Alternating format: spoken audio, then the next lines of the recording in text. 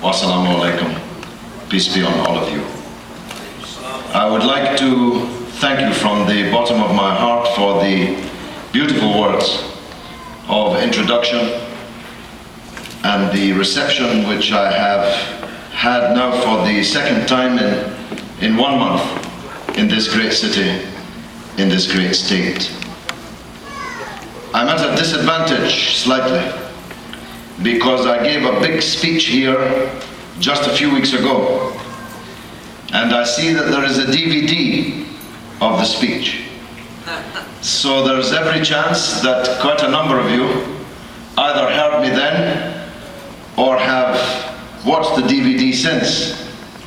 And I must try my best not to repeat myself, which is not easy, especially as I don't know really where I am or what time it is or what day of the week it is, as I'm traveling so much now, coming to the United States every Sunday, returning to London every Thursday, and visiting a different city and a different state every day in a different time zone too. So it's after 2 o'clock in the morning for me, so I hope you'll forgive me any repetition and put it down to jet lag. But I shall try to take a different approach than I did last time. Be more personal, more practical, rather than the big historical sweep which I attempted last time, and which in any case most of you know just as well as me. But I was thinking when I was being introduced on this question of humanity and the world being our oyster, and all of us being God's children, and therefore all of us being brothers and sisters, keepers of each other. I remember the words of the great revolutionary and hero of mine, Comandante Che Guevara, who said, "The real man must be capable of trembling with indignation at any injustice to anyone, anywhere." And that's how I have lived my life, trembling with indignation at injustice wherever it is visited and on whomsoever it is visited. And I was remembering also a Christian preacher who addressed the meeting in Dallas that I spoke at last night, a woman, the Reverend Baker, a fine woman. She was quoting from the Gospel of Matthew, explaining how Jesus explained to his disciples the connection between their work here on earth and the next life. And Jesus said to his disciples, recounted by Matthew, "When I was hungry, you gave me food. When I was thirsty, you gave me water. When I was naked, you clothed me. When I was a prisoner, you came to me." And his disciples were nonplussed. They said, "Lord, when were you hungry and we fed you? When were you thirsty and we gave you something to drink? When were you naked and we clothed you? When were you a prisoner and we came to you?" He said, "Insofar as you did this to any of humanity, even the least amongst them, you did it for me." And this is the approach that we have to take to life.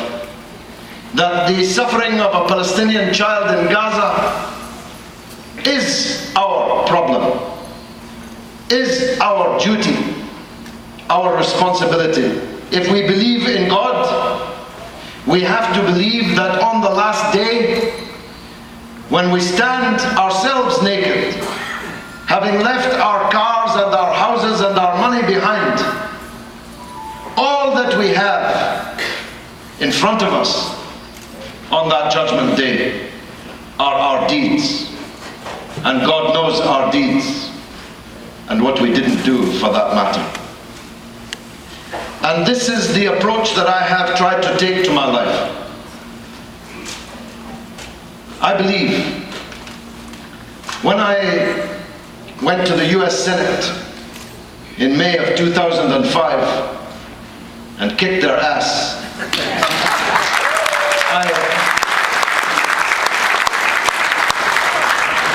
there was a senator, now an ex-senator, alhamdulillah, Senator Norman Coleman, that'll teach him. He tried to bully me at the beginning, before we got started with some procedural nonsense. I told him, Senator, don't make the mistake of imagining that I'm afraid of you. I'm afraid only of God. And this too is the approach that we have to take. We have to be fearless. What's the worst that could happen? What's the worst that could happen to us? That we go before the Lord earlier, but with something to show for how we lived our lives. People ask me all the time, especially when I went to Dallas. I was brought up in an Irish Catholic family. In our house, like all families like ours, there were two pictures. One of the Pope and one of President John Kennedy. When I told my mother I was going to Dallas, she fell to her knees, I'm sure, and prayed for my salvation. That they would do to me what they did to him, and maybe for the same reasons. I told her, Mother, I'm not afraid. I'm 54. How much longer will I live? 20 years? 30 years? If I should die in Dallas on a speaking tour to try to bring relief to the suffering Palestinian people in Gaza, what better way to go than that?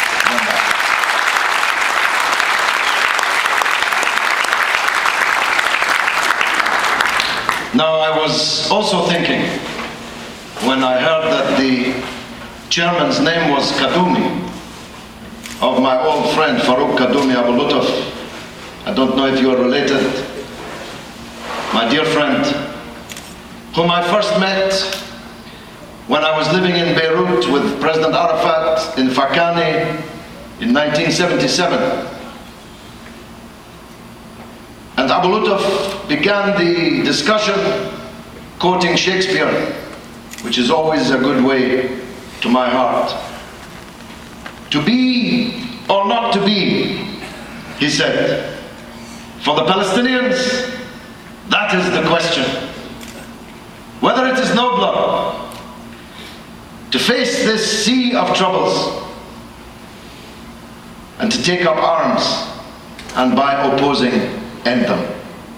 Shakespeare could have been writing about the Palestinian people who faced this sea of troubles and had a choice: to go quietly into the good night of being an ex-nation, to accept what had happened to them and be a museum piece, a set of garments like the beautiful dress the Palestinian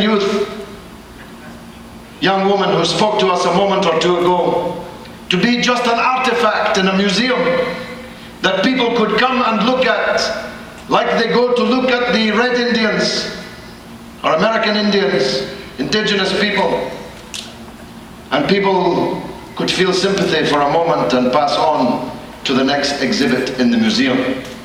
Or to take up arms against this sea of troubles and by opposing end them. And the Palestinians took up arms.